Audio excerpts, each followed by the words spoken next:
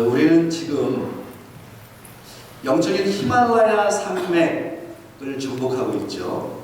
그래서 첫 번째 산봉우리인 칠기 산봉우리를 오르고, 그리고 두 번째 산봉우리인 성화의 산봉우리를 오르고, 우리는 지금 세 번째 산봉우리, 하나님의 주권 산봉우리를 오르고 있습니다. 사실 저는 여러분과 함께 로마서를 지금 보고 있다는 것이 너무나도 좋습니다. 물론 매주 로마서를 해서 여러분들이 좀 따라오는데, 목사님 다른 성경도 좀 설교 듣고 싶어요, 이런 말씀하시는 분도 계시지만, 또 로마서를 시작했으니 끝까지 정주행해서 파고 들어가서 하나님의 은혜를 좀 나누길 원합니다. 로마서 9장에 이 하나님의 주권이라고 하는 이 산봉우리를 우리가 정복해 갈 때, 이 로마서 9장, 10장, 11장에 나와 있는 이 주제가 너무나도 무겁고 어려워서 사람들은 사실은 로마서를 읽는 것을 중단하기도 하고, 이 로마서의 9장, 10장, 11장을 스킵하고 싶어하는 마음들이 종종 있어요. 그 가운데 우리가 이 세 번째 산봉우리를 올라갈 때 이 장애물을 만나요. 이 장애물이 무엇이냐면 선택과 유기라고 하는 장애물입니다. 아니면 장애물이라고 표현한 것도 사실은 잘못됐어요. 이것은 밖에 있는 사람들이 봤을 때 장애물이고, 저와 여러분에게는 축복의 메시지죠. Election and reprobation. Election, 하나님이 선택하셨다는 거예요. Reprobation, 어떤 사람들은 어떻게 해요? 어떤 사람은 버림당했다 라고 하는 이 선택과 유기라고 하는 이 주제가 너무나도 시리어스해서 많은 사람들이 이 문제를 가지고 혼란해합니다. 그러나 우리는 이 본문이 얼마나 귀중한 하나님의 말씀인지를 계속해서 지금 나누고 있습니다. 존 프레임이라고 하는 교수가, 이 교수는 리폼드 신학교의 조직신학 교수인데요, 이 존 프레임 교수가 이런 이야기를 했어요. 선택과 유기를 얘기할 때 이것은 구원론에 담겨있는 것입니다. 조직신학 가운데 Systematic Theology라고 하는 이 조직신학 안에 구원론 가운데 선택교리에 담겨져 있는 것입니다. 근데 이 선택교리를 어떻게 이해해야 될 것이냐, 존 프레임 이 교수님의 정의인데요. 한번 여러분 같이 따라할까요? 선택교리는 같이요. 궁극적으로 누가 구원을 받고 또는 누가 버림을 받는지에 대해 결정하시는 하나님의 선택이다. 누구의 선택이요? 하나님의 선택인 거예요. 우리의 선택이 아니고, 우리의 결정이 아닙니다. 하나님의 선택이다. 그러면 선택이라고 하는 election과 이 유기라고 하는 probation이라고 하는 이 선택은 무엇이고 유기는 도대체 무엇이냐? 선택을 복음주의 학계 가운데, 이 조직신학자 가운데 웨인 브루뎀이라고 하는 교수님이 있습니다. 아주 유명한 교수님이죠. 이분이 이 선택이라는 것을 이렇게 정의를 했거든요. 그럼 같이 한번 읽어보겠습니다. 선택은 하나님께서 피조물로부터 어떤 공적을 보시기 이전에 당신의 주권적이고 선하신 뜻에 의해 구원받을 사람을 미리 택하신 하나님의 행위이다. 선택이 무엇이냐? 이렇게 정의를 내렸어요. 그럼 유기는 도대체 뭘까요? 유기는 이 웨인 브루뎀 교수님이 유기도 설명을 하죠. 유기를 이렇게 이야기했습니다. 같이 한번 읽어보겠습니다. 유기란 창세 전에 하나님께서 슬픔 중에 어떤 사람은 구원하지 않기로 결정하시고 그들의 죄로 인해 그들을 심판하기로 하심으로써 자신의 공의를 나타내고자 하신 주권적인 결정이다. 선택과 유기. 어떤 사람은 이 교리를 접할 때 하나님을 반박하는 것으로 생각해요. 그래? 하나님이 사랑이 많으신 하나님인데 누구를 선택하고 누구를 유기하신다고? 그러면 어떻게 하나님이 사랑의 하나님이야? 라고 해서 하나님을 반박하는 근거로 사용하기도 합니다. 그래서 오늘 로마서 9장에 나와 있는 이 본문은 신정론과 관련이 있습니다. 신정론. 신이 올바르신가? 하나님이 정의로우신가? 의로우신가? 라고 하는 the Odyssey라고 하는 이 신정론과 관련이 있는 주제이고 본문입니다. 사실 저도 하나님을 처음 만났을 때, 우리 성도님들은 제 스토리를 아시니까요. 처음 만났을 때 저도 그랬어요. 하나님을 만나고 신의 존재를 이해한 다음에 제가 하나님께 따지고 불평했던 게 있습니다. 제가 뭔데 하나님을 불평할 수 있어요? 하나님께 불평할 수 있어요? 블레임을 한 적이 있어요. 하나님, 만약에 당신이 계시다면 왜 우리 아버님은 그렇게 일찍 암이 걸려서 죽게 하셨어요? 저는 아버님이 9살 때 돌아가셨어요. 제 유년 시절에 그런 생각이 있었어요. 하나님, 신이 계시다고요? 신이 정의롭다면 그럼 신은 정의로워야 되는데 신이 계시다면 왜 우리 아버지는 그렇게 빨리 암이 걸려서 죽게 하셨어요? 이런 또 질문이 있어요. 그리고 우리 형은 젊은 나이에 결혼도 안 하고 지금 30대 초반에 형은 왜 교통사고가 일어나서 죽게 하셨어요? 하나님. 저의 질문이었어요. 하나님, 당신은 정말 모르신 분이신가요? 이런 질문이 저에게도 있었어요. 신은 정당한가? 신은 옳은가? 하나님 정말 올바르신 분이신가? 의롭다고 할 수 있겠는가?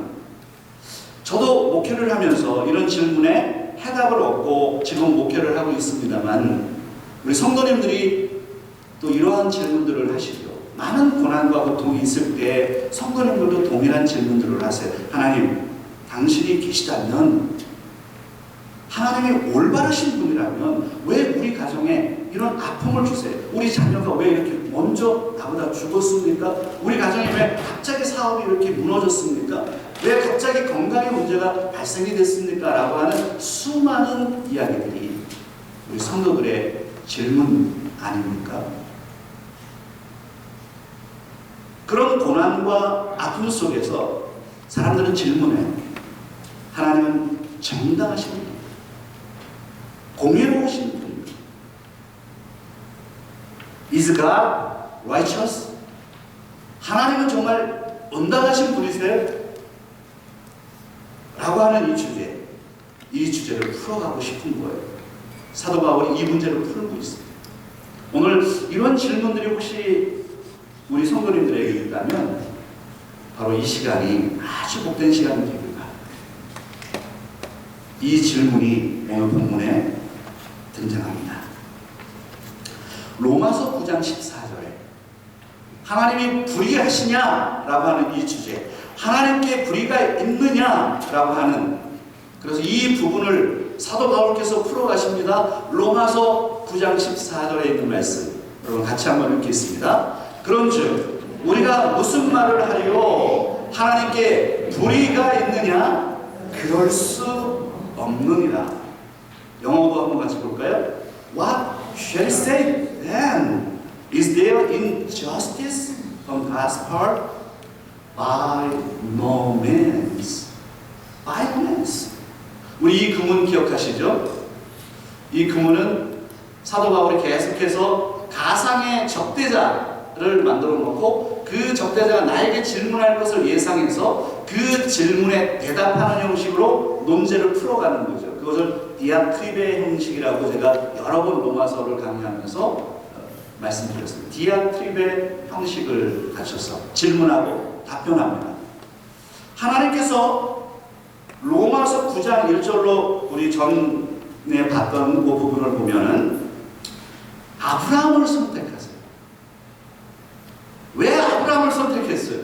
그럼 아브라함에게 두 아들이 있었습니다. 이스마엘과 이삭이 있었습니다. 그런데 하나님은 이삭을 선택하지 아니하고, 아니야, 제가 잘못 얘기했죠? 예. 여러분들 참견하고요. 자, 이스마엘을 선택하지 않고 누구를 선택해요? 이삭을 선택해요. 또 이삭에게는 아들이 있었죠? 누가 있었어요? 제가 좀 실수할까봐 에서와 야곱이 있어요. 하나님은 근데 누굴 선택했어요? 야곱을 선택했어요. 그러면 생각해 보세요. 왜 하나님? 아니 하나님 올바르신 분이세요? 하나님은 정당하신 분이신가요? 왜 야곱은 선택하지 아니하고 요셉을 선택하셨어요? 왜 하나님 왜 이삭을 선택했어요? 이런 질문이 있을 거 아니에요. 이게 불이에요. 사도 바울이 이런 생각을 가지고 있는 사람들에게 질문합니다. 하나님께 불의가 있느냐? Is there injustice on God's part? 하나님에게 불의가 있느냐? NIV에서는 Is God unjust? 하나님께서 정의롭지 않냐? 하나님께 불의가 있냐? 라고 하는 이 질문을 던지죠. 이 질문을 던질 때 사도 바울이 도입 부분으로 항상 이런 말씀을 하세요. What should I say? 우리가 무슨 말을 하리고? Is there injustice on God's part? 하나님께 불의가 있느냐? 그리고 답변이 뭐예요? 그럴 수 없느냐라고 여러 번 나왔어요. By no means. NIV에서는 이렇게 표현하죠. Not at all. No, not at all. 이 말은 무엇이냐면 정확한 반대, 부정입니다. 하나님께 불의가 있느냐라고 하는 단어 속에 이 불의라고 하는 단어 있죠? 이 단어, 이 헬라어의 이 단어는 아디키아라고 하는 단어입니다. 이 단어를 사도 바울이 계속해서 하나님의 정의로움을 설명할 때, 하나님의 구원에 대해서 설명할 때 사용하는데 12번 그의 서신에 나옵니다. 그런데 오늘 본문 로마서 9장 14절에 이 불의, 아디키아라고 하는 단어를 영어 번역 성경에는 여러 가지 단어로 표현합니다. 예를 들면 제가 보여줬던 이 구문은 ESV에 나오는 번역입니다. Injustice. 그리고 NIV에서는 unjust, 그리고 ASV에서는 unrighteousness라고 번역을 했습니다. 하나님께 불의가 있느냐? 하나님은 온당하신 분인가? 정의로우신 분인가? 신정문에 대한 질문이죠. By no means. 사람들은 그렇게 생각할 수 있으나 하나님은 정의로우신 분이시다. 의로운 분이시다라고 말씀하고 있는 거죠. 그러면 사도 바울께서 오늘 본문에서 하나님께서 의로우신 이유가 도대체 뭐냐라고 하는 문제를 풀어가요. 두 가지가 오늘 본문에 나오는데 첫 번째는 무엇이냐면 왜 하나님께서는 의로우신가? Why? God is righteous. 왜 하나님은 의로우신가?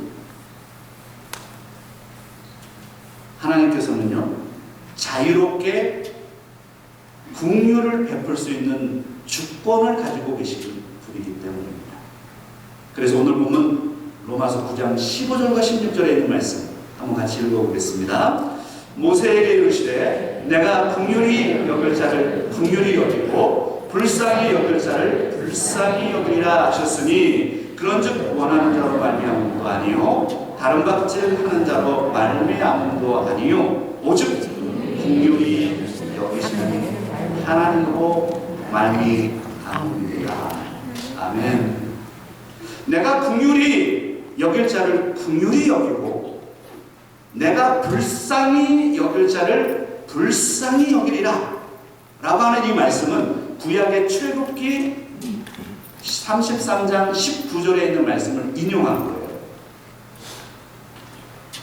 출애굽기 33장 19절에 있는 말씀에 이렇게 표현되어 있어요. 나는 은혜 줄 자에게 은혜를 주고 긍휼히 여길 자에게 긍휼을 베푼다. 이렇게 표현합니다. 사도 바울은요 지금 이 문제 하나님의 정의로우시냐 의로우시냐 하는 이 문제를 풀기 위해서 구약을 지금 들어가요. 과거로 들어갑니다. 우리의 사고를 지금 과거로 잠깐 돌려서 출애굽기 시대로 가죠. 출애굽기 시대에 가면 출애굽기 32장 33장에 보면 무슨 사건이 등장하죠? 사도 바울이 아니고요 모세가 시내산에서 40일 동안 하나님을 만나는 그때 장면이잖아요. 그때 시내산에 올라가서 모세가 하나님을 만나는 그 순간에 산 밑에 있던 이스라엘 백성들은 불안했어요. 아니, 이해가 되긴 해요. 불안해서 금을 모으기 시작했어요. 그래서 금으로 무엇을 만들어요? 금 송아지를 만들어서 그 앞에 하나님이 위해서 모세를 만나고 있고, 모세를 통해서 하나님은 역사하고 있는 그 순간에 산 밑에서 우상을 숭배하는 그러한 끔찍한 사건을 벌입니다. 그게 출애굽기 32장에 나오죠. 하나님은 모세에게 언약을 주는 그 순간에 하나님이 그 모습을 보고 분노하시기 시작했어요. 그래서 모세에게 이야기했고, 그 밑에 있는 정말 춤추며 우상을 섬기고 하나님을 잊어버리고 하나님을 버려버린 이스라엘 백성들에게 하나님이 진노하십니다. 그 순간에 모세가 중보기도를 하죠. 중보기도를 해서 하나님, 제발 저를 통해서라도 용서해 주세요. 우리 민족들을 용서해 주세요. 하나님이 마음을 돌이킵니다. 그리고 일부는 죽이지만 일부는 살려주십니다. 근데 이 이야기 속에서 우리가 주목할 것이 있어요. 다음 화면도 한번 보여주세요. 사람들은 황금 송아지를 섬겨요. 하나님을 경험했던 사람들이잖아요. 아니, 이스라엘 백성들은 어떤 일이 있었습니까? 홍해를 가르고 만나와 메추라기를 하나님이 내려주시고 반석에서 물이 쏟아오르고 하나님이 인도하셨던 것을 직접 경험했던 백성들. 그럼에도 불구하고 이들은 우상을 섬깁니다. 그래서 우리가 이 이야기 속에서 주목해야 할 것은 무엇이냐면, 이스라엘 백성들이 모두 죽어도 정당하다는 거예요. 모든 이스라엘 백성이 죽어도 정당합니다. 그러나 하나님께서 그들에게 은혜를 베풀어요. 긍휼을 베풀기 시작하세요.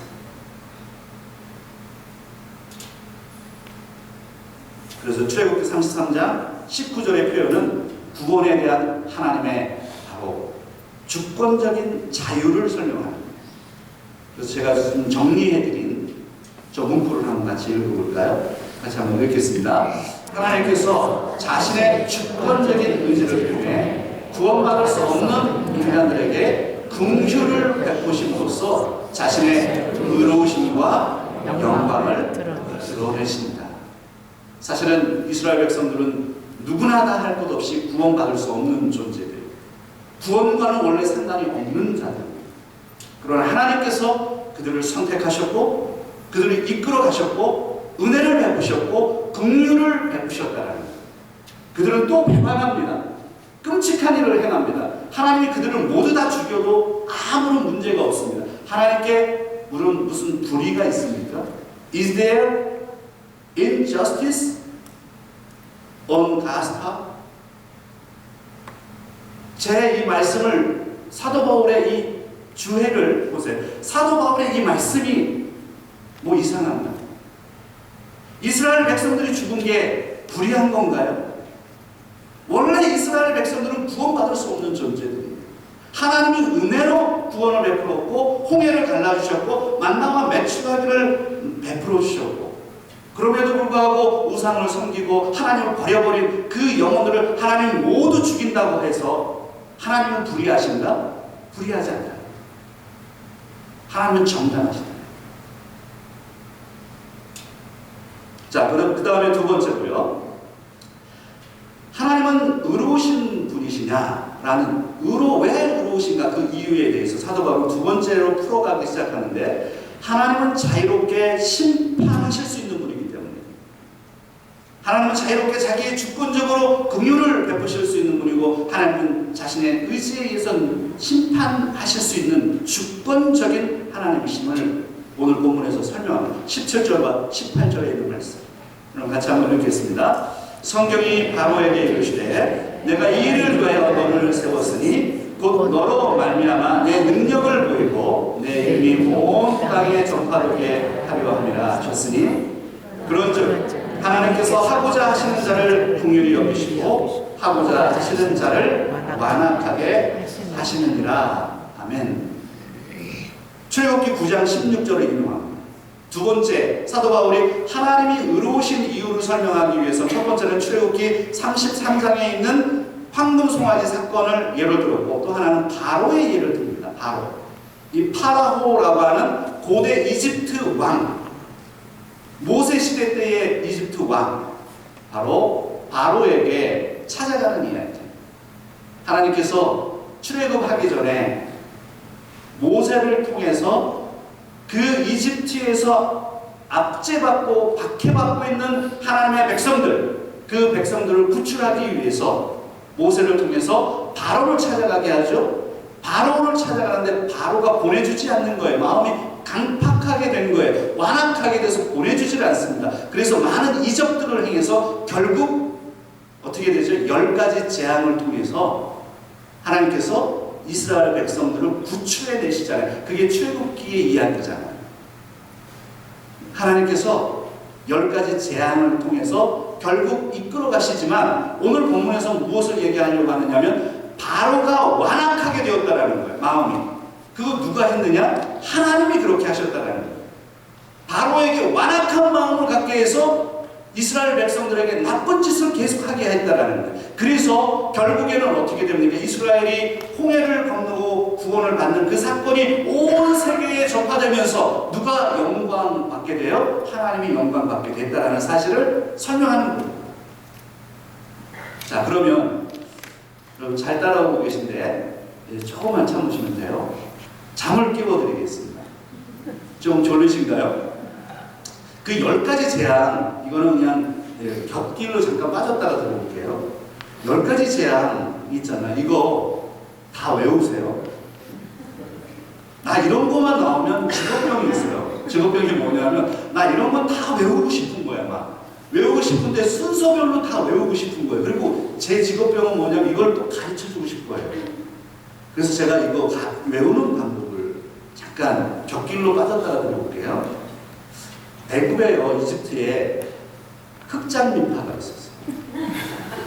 9번째 흑, 그 다음에 10번째 장자, 흑장미파가 있었어요. 무슨 파가 있었다고요? 흑장미파가 있었어요. 야, 그런데 악독해. 이 파가 악독, 악질과 독종, 우매 흑장미파가 나타났네. 그래서 우박과 메뚜기 재앙, 우매 흑장미파가 나타났어. 이 악독한 것들이 이 피를 흘리는 아주 흑장미파야. 그래서 이 파는 피게이파야. 피게이파, 다 외워버려요. 그냥. 그럼 한번 따라합시다. 피게이파, 악독, 우매, 흑장미파. 와, 다 외워버렸어요. 이러면 이거 안 잊어먹는다고. 와, 이러면 막 박수도 막 치는데. 이거 지금 영어 비밀 가르쳐 주는 거잖아요. 나는 이제 직업병이 좀 있어요. 이렇게. 뭐 외운 거를 막 다 외우고 싶어. 그리고 막 가르쳐 주고 싶어. 애굽에 흑장미파가 있어. 악독해. 우매 흑장미파. 피게이파야, 이 인간들이. 피게이파, 악독, 우매, 흑장미파. 딱 외우면 이게 다 외우는 거예요. 그래서 10가지 재앙을 통해서 하나님께서 이스라엘 백성들을 구원해 내시죠. 이 이야기가 무엇이냐면 하나님께서 자신의 영광과 능력을 세상에 보이기 위해서 어떤 사람들은 긍휼을 베풀고 어떤 사람은 마음을 완악하게 하고 심판하심으로 말미암아 하나님이 자신의 영광을 드러내신다. 바로 이 메시지가 있는 거예요. 오늘 본문에. 같이 한번 저 요약된 부분을 한번 같이 읽겠습니다. 우리를 전능하신 하나님은 구원의 하나님이시며 또한 심판하시는 공의로우신 하나님이시다. 할렐루야. 이것을 깨닫지 못하고 하나님을 보면 이렇게 생각하는 거예요. 하나님, 당신 정말 올바르신 분 맞아요? 신이라면서요. 왜 나에게 고통을 주세요? 왜 우리 아버지를 데려가셨어요? 왜 우리 형은 교통사고가 나게 하고 왜 우리 자녀는 먼저 나보다 하늘나라로 데려가셨어요? 이런 어마어마한 생각들을 하나님께 던질 수 있다는 거예요. 우리가 하나님이 공의로우신 분이라고 했을 때 하나님은 긍휼을 베푸시며 하나님은 심판하시는 하나님이심을 우리가 생각할 수 있습니다. 그래서 오늘 이제 설교를 정리하면서요, 적용적으로 좀 바로 넘어갈게요. 긍휼의 하나님을 만나라. 같이 한번 따라하겠습니다. 긍휼의 하나님을 만나라. 무슨 하나님요? 긍휼의 하나님. 여러분들은 하나님을 만나셨습니까? 아, 3분 정도 만나셨어요? 여러분 하나님 만나셨어요? 네. 근데 그 하나님은 어떤 하나님이에요? 심판하시는 하나님? 무서운 하나님? 나에게 우박을 던지시는 하나님이에요? 우리가 만나는 하나님은 긍휼하신 하나님이시죠. 저는 오늘 이 본문이 너무 어려워서요, 제가 어떻게 설교를 할 수 있을까 놓고 저는 정말 고민해요. 오늘 하나님 이 말씀을 제가 어떻게 이 짧은 언어로 제 인품으로 하나님의 이 부분을 드러낼 수 있을까요? 저는 정말 고민해요. 그러다가 이 설교를 준비하면서 시편에 있는 말씀을 묵상하게 됐어요. 그 시편이 뭐냐면 시편 103편에 있는 말씀. 시편 103편에 조금 긴 구절인데요, 한번 같이 좀 읽어보면 좋을 것 같습니다. 같이 한번 읽을까요? 여호와는 긍휼이 많으시고 은혜로우시며 노하기를 거리 하시고 인자하심이 풍부하시도다. 자주 경책하지 아니하시며 노를 영원히 품지 아니하시리로다. 우리의 죄를 따라 우리를 처벌하지 아니하시며 우리의 죄악을 따라 우리에게 그대로 갚지 아니하셨으니 이는 하늘이 땅에서 높음같이 그를 경외하는 자에게 그 인자하심이 크심이로다. 동이 서에서 먼 것 같이 우리의 죄가를 우리에게서 멀리 옮기셨으며 아버지가 자식을 긍휼히 여김같이 여호와께서는 자기를 경외하는 자를 긍휼히 여기시나니 이는 그가 우리의 체질을 아시며 우리가 단지 못함을 기억하시리로다. 인생은 그날의 풀과 같으며 그 영화가 그의 꽃과 같도다. 이 말씀을 시편 102편, 시편 103편 여러 번을 읽으면 읽을수록 와, 하나님의 은혜가 너무나도 풍성합니다. 사랑하는 우리 성도 여러분, 우리 인생이 뭔가요? 우리 인생이 눈물의 씨앗인가요? 우리 인생을 좀 들여다보면 우리도 나이가 들잖아요.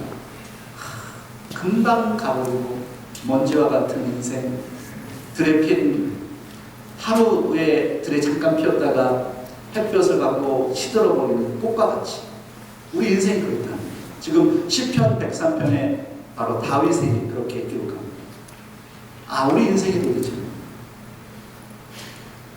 저도 나이를 먹고 있고, 여러분들이 봤을 때 목사님 한참 지금 활발 뛸 때인데 그렇게 표현하시는 분도 계시지만 저도 아침에 일어나면 삭신이 쑤시고 저도 나이가 먹고 있어요.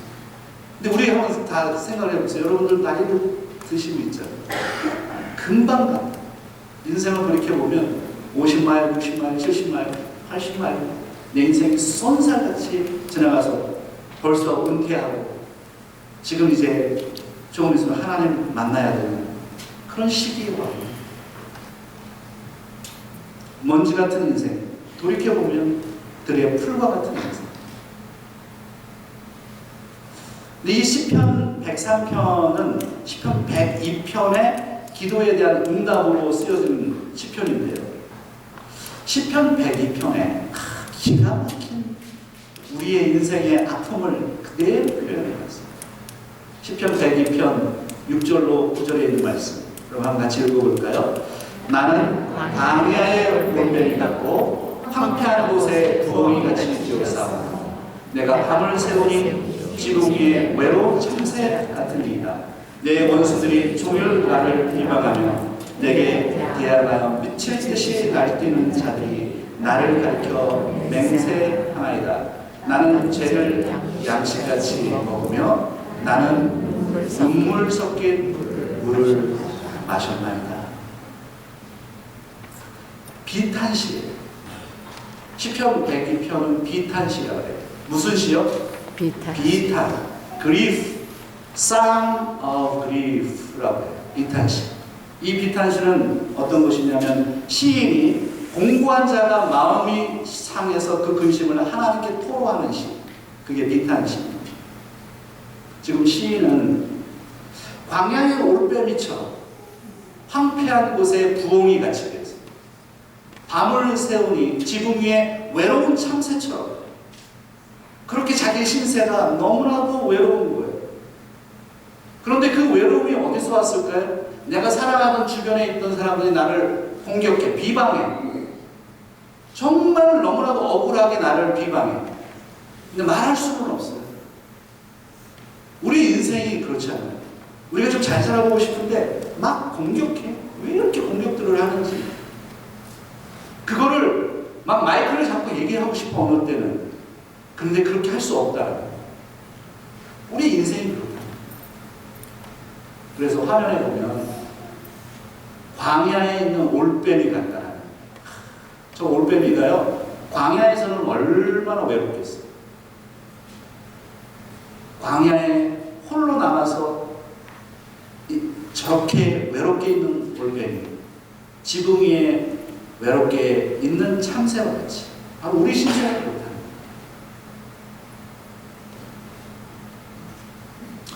우리도 살면서 이럴 때가 있지 않습니까? 우리도 미국으로 이민을 오고 그리고 주재원으로 이곳에 와서 미국과 멕시카리로 오고 가면서 생활을 해요. 한 번도 장사도 안 해서 오신 분들이 미국에 와서 장사도 하시고 여러 가지 경험들을 하시고 외롭습니다. 위로가 필요하거든요. 특별히 한인교회에는 위로가 필요해요. 근데 우리는 그 위로를 자꾸 어디서 찾느냐 하면 즐거움이나 사람들로부터 위로를 찾고 싶어요. 그래서 그 위로를 찾기 위해서 돌다가 한인교회가 있네. 한인교회를 찾아왔어. 교회로 왔는데 처음에는 괜찮아. 근데 조금만 지나다 보니까 교회가 왜 이렇게 말이 많고 교회에서 더 많은 상처를 받네. 미치겠는 거예요. 교회를 또 안 나오면 얼마나 또 소문이 돌고 해서 그 사람 왜 교회를 안 나오느니부터 해가지고, 그러니까 이민 생활이라고 하는 게 아주 그냥 진짜 진절미는 머리가 나는 거예요. 평생 이민 생활해가지고 30년, 40년 생활을 해서 정말 내 몸은 망가졌고 건강은 다 나빠지고 자녀들은 성장해서 자녀들은 떠나버려요. 요즘 아이들이 집에 안 옵니다. 그게 참 저도 가슴 아프네요. 우리 아이들이 좀 자주 왔으면 좋겠는데 그런 거 별로 원하지 않아요. 아니 이게 제 얘기가 아니고요. 이민자의 자녀들이 집에 오기 싫어요. 아이들은 그냥 딱 떠나버려. 이게 미국 생활이에요. 아이들. 우리는 너무 외로워. 집에 그냥 남편하고 아내하고 둘이 있는 거야. 그냥 외로워. 진짜 큰 집 있으면 뭐해요. 외로운데. 큰 집에서 여러분 남편하고 아내하고 무슨 알콩달콩 얼마나 즐거운 얘기를 하면서 살 수 있겠어요. 평생을 미국에서 몸 바쳐서 일을 했는데 나중에 병들잖아요. 아이들은 떠나죠. 너무 외로운데 또 돌이켜보면 가진 게 하나도 없네. 웰페어 나오는 거 그거 뭐 800불 뭐 1000불 받아가지고 어떻게 살아요 그거? 이게 우리의 인생이에요. 그래서 사람들은 자꾸만 자기가 인정받고 싶어하고 특별히 교회 와서 그러니까 자꾸 인정받으려고 해요. 세상에서는 인정을 못 받아. 누가 인정해 주지도 않아. 그러니까 교회 와서 한번 내가 인정받고 싶은 거예요. 그러다가 사람들이 안 알아주는 것 같으니까 교회에서도 막 희한한 행동들을 해. 우리 교회 얘기하는 게 아니야. 시편 103편에 보면 이 해답이 나와 있어요. 같이 읽어볼까요? 같이 시작. 여호와는 긍휼이 많으시고 은혜로우시며 노하기를 더디하시고 인자하심이 풍부하시도다. 우리의 연약함이 무엇이냐면 가끔 사람들에게 뭔가를 의지해요. 사람들로부터 뭘 채우고 싶잖아요. 관계가 깨지면 그 관계 때문에 어려워하고 외로워하고 이 사람들로부터 자꾸 무엇인가를 채우려고 하다 보니까 영적으로 이 밸런스가 자꾸 무너지는 거예요. 근데 우리가 관점을 좀 바꿔서 우리의 초점을 사람에게 두지 마시고 누구에게 두어야 되느냐면 하나님께 두어야 돼요. 그게 쉽지 않아요. 자꾸 우리는 하나님을 바라볼 수 있어요. 사실은 광야와 같은 이곳에 엘센트로에 어디 갈 데가 있나요? 솔직히 우리끼리 얘기해서 온천 여기 열었나요? 자꾸 저보고 누가 온천 가자면 저 거기 지저분해서 안 가요. 근데 거기 물이 그렇게 좋다 그래서 언제 한번 같이 가기는 해보려고. 어디 갈 데가 없어 여기 솔직히. 우리 아이가 이번에 땡스기면 때 오거든요. 이 아이가 지난번에 한 얘기가 있어. 아빠 우리 어디 가지? 어디 가냐? 그래서 내가 그러면 야 어디 가자 이렇게 딱 나와야 되는데 글쎄 말이다. 우리 어디 가지? 하나님이 이 광야와 같은 엘센트로 지역에 우리를 보내주셨는데 참 미치고 팔짝 뛰는 거예요. 그러다 보니까 자꾸 과거가 생각나고 친구들이 생각이 나고 외롭죠. 그런데 하나님께서요 우리에게 긍휼을 베풀어 주시고 하나님이 은혜를 베풀어 주시고 나를 선택하셔서 이곳에서 훈련받게 하시고 그것을 생각할 때 너무 감사해요. 그래서 우리가 한번 생각을 해보는 거예요. 오늘 이 본문이 너무나도 교리적인 부분이죠. 선택과 육이라고 하는 이 주제가 너무나도 어려운 주제인데 이 주제를 만났을 때 저는 하나님의 긍휼하심을 봐야 된다고 생각해요. 하나님의 긍휼을 보지 못하고 하나님의 심판을 보고 하나님의 부당하다고 보지 말고 나의 상황에 대해서 부당하다고 생각하지 말고 하나님의 선하심과 하나님의 인자하심과 하나님의 긍휼하심을 볼 수 있어야 돼요. 우리는 그렇게 훈련되어 가요.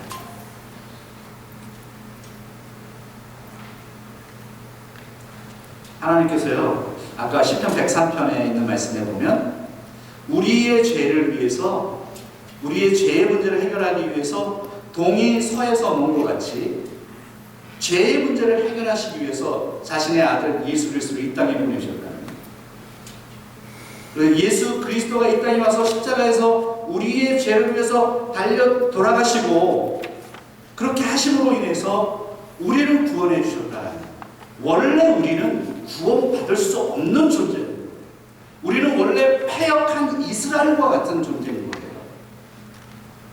그런데 하나님께서 우리에게 긍휼히 여겨주셔서 우리를 사랑하셔서 자신의 아들을 이 땅에 보내주셔서 우리를 위해서 죽게 하시고 우리를 구원으로 인도하신 그 사건에 그 긍휼하심, 인자하심, 사랑하심 그 사건을 보십니다. 고통이 있잖아요. 슬픔이 있잖아요. 외롭잖아요. 그 현장에서 바로 하나님의 선한 인도하심을 줄 수 있습니다. 기도하겠습니다.